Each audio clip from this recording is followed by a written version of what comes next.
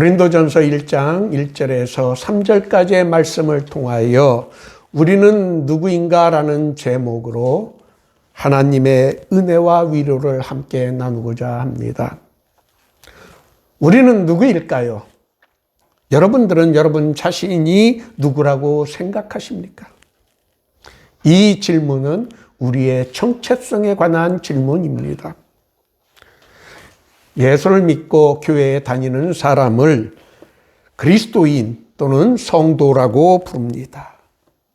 성도의 사전적 의미는 기독교 신자를 높여 이르는 말이라고 정의되어 있습니다. 지난 주간에는 우리 사회에 충격을 준 또 많은 사람들의 공분을 산 안타까운 일이 자세하게 보도되었습니다. 16개월 된 정인이란 이름을 가진 아이가 양모의 학대에 의해 목숨을 잃었습니다. 이 사건을 지켜보면서 그리스도인으로서 또 성도로서 참으로 부끄럽다는 말밖에 할 수 없었습니다. 정인이의 양부모가 독실한 기독교 신자로 그들의 아버지가 교회 목사라는 사실이 밝혀졌기 때문입니다. 기독교에 대한 부정적인 사람들에게 이 사건을 혐오감을 주기에 충분한 참혹한 범죄였습니다. 교회에서의 신앙교육이 무언가 잘못되지 않았는지 철저한 반성과 회개가 뒤따라야 합니다. 도대체 어디에서 무엇이 잘못된 것일까요? 예수님은 산상수훈에서 너희 빛이 사람 앞에 비치게 하여 그들로 너희 착한 행실을 보고 하늘에 계신 너희 아버지께 영광을 돌리게 하라라고 말씀하셨습니다. 마태복음에서 하늘에 계신 너희 아버지란 예수님의 표현은 우리가 반드시 지켜야 하는 중요한 말씀을 강조한 것입니다. 이 말씀은 그리스도인들은 세상 사람들보다 더 윤리적으로 올바르게 살아야 한다는 점을 강조하여 명령하신 것입니다. 어떤 이들은 그리스도인이 윤리적인 삶을 보여주지 못하는 것은 교회에서 가르치는 신앙이 기복신앙이기 때문이라고 주장합니다. 물질적으로 풍요로운 것만이 복이 아닙니다.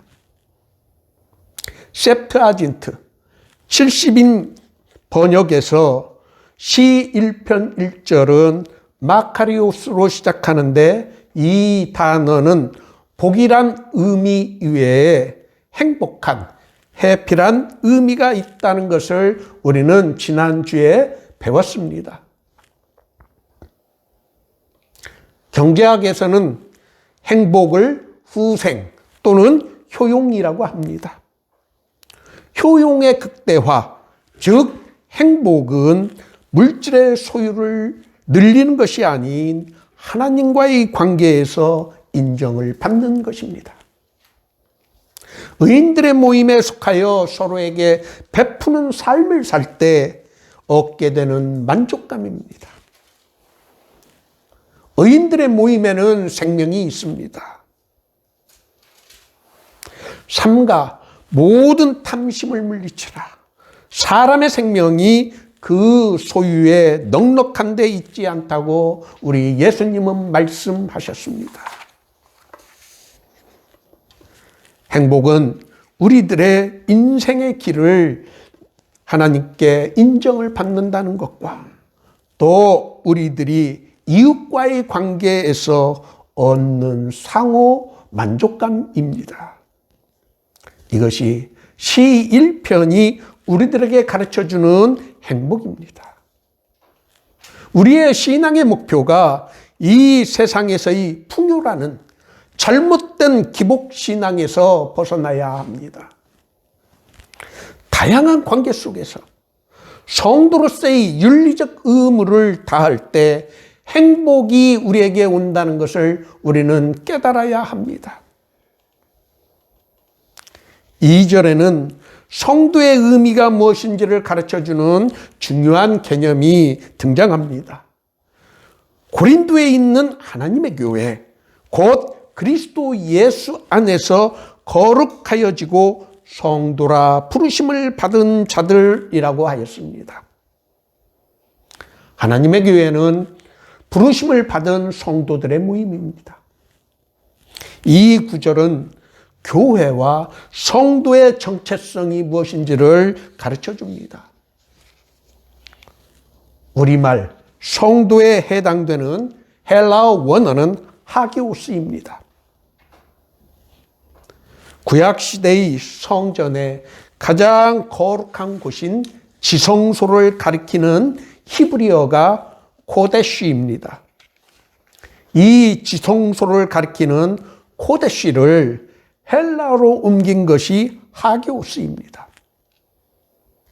하기오스는 신성한, 순결한, 도덕적으로 결백한, 종교적으로는 봉헌된 거룩한 사람과 사물이라는 뜻을 가지고 있습니다. 구약에서 코데시는 성전에서 가장 거룩한 곳인 지성소와 또 하나님의 거룩한 속성을 나타낼 때 사용된 단어입니다. 또 구약 성경에서 성도라고 번역된 말이 바로 코데시입니다.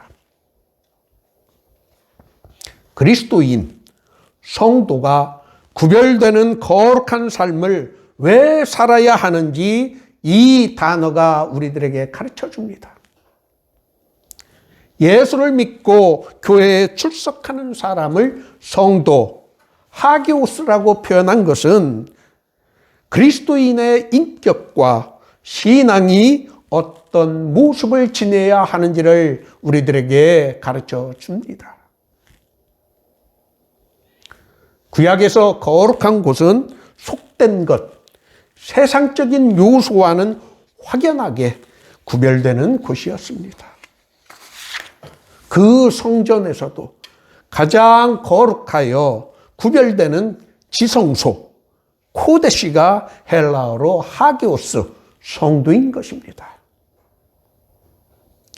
우리는 그동안 성도라는 타이틀로 불리우면서 세상 사람과 전혀 구별되지도 않고 윤리적으로 깨끗하지도 않은 삶을 살았던 것입니다.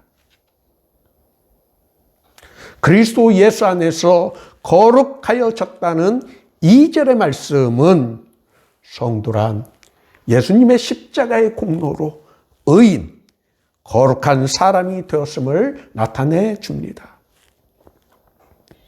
그리스도 예수 안에서 거룩하여지고 성도라 부르심을 받은 사람들은 이전의 삶과는 확연하게 구별되는 삶을 살아야 한다는 것을 가르쳐 줍니다. 더 이상 세속적인 가치와 목표가 성도들의 삶의 목표가 되어서는 안 됩니다. 성도라고 불리는 그리스도인들이 성도라는 단어의 뜻에 어울리는 구별되는 삶을 살지 못할 때 비난과 원성을 듣게 됩니다. 그래서 바울 사도는 우리들에게 복음에 합당한 시민 노릇을 하라고 또 부르심에 합당한 생활을 할 것을 권면한 것입니다. 성도들의 삶의 주인은 예수 그리스도입니다. 예수를 믿기 전에는 자신이 삶의 주인인 것처럼 생각하였지만 정작 그 삶의 주인은 사탄 마귀였습니다. 우리의 삶의 주인이 예수 그리스도로 바뀐 것입니다. 그래서 우리 성도들은 주님이라고, 예수님을 주님이라고 고백하는 것입니다. 이 진리에 대하여 바울 사도는 내가 만일 내 입으로 예수를 주로 시인하며 또 하나님께서 그를 죽은 자 가운데서 살리신 것을 내 마음에 믿으면 구원을 받으리라 라고 하였습니다. 구원받는 성도들의 특징은 예수를 주님이라고 고백하는 것입니다. 예수를 주로 고백하고 시인하는 성도들의 삶에는 두려움이 더 이상 존재하지 않습니다. 어떤 어려움이 닥친다 하더라도 성도들은 겁을 내지 않습니다. 우리의 도움이 되시고 우리의 친구가 되시는 예수님이 언제나 항상 우리와 함께 계시기 때문입니다. 예수가 우리를 거느려 주시기 때문입니다. 그 어떤 악한 것도 우리를 손대지 못합니다. 그 어떤 것도 우리를 이기지 못합니다. 우리 대신에 우리를 위해 싸우시는 우리의 대장이 되시는 예수님이 우리와 함께 계시기 때문입니다. 성도들에게는 은혜와 평강의 약속이 있습니다. 우리가 이 세상에 살 동안 놓치지 말아야 하는 것이 하나님의 은혜와 평강입니다. 이것은 우리가 이 땅에서 누릴 수 있는 가장 큰 복이고 행복입니다. 이러한 성도의 삶을 사는 우리 그리스도인들에게 요구되는 것은 인내입니다. 신약 성경 곳곳에서 우리들에게 인내할 것을 가르쳐 줍니다. 특히 요한계시록에 성도들의 인내가 있나니 그들은 하나님의 계명과 예수에 대한 믿음을 지키는 자라고 하였습니다. 성도라는 호칭에는 하나님의 계명, 율법을 지킨다는 뜻이 있습니다. 또 예수에 대한 믿음을 지키는 삶이 뒤따른다는 것입니다. 세상의 가치와 욕망이 더 이상 우리를 지배하게 내버려둬서는 안 됩니다. 오늘 모두의 교회 예배에 참석하신 여러분 모두가 성도의 의미가 무엇인지를 깨닫고 복음과 부르심에 합당한 삶을 사실 수 있기를 예수님의 이름으로 축원합니다.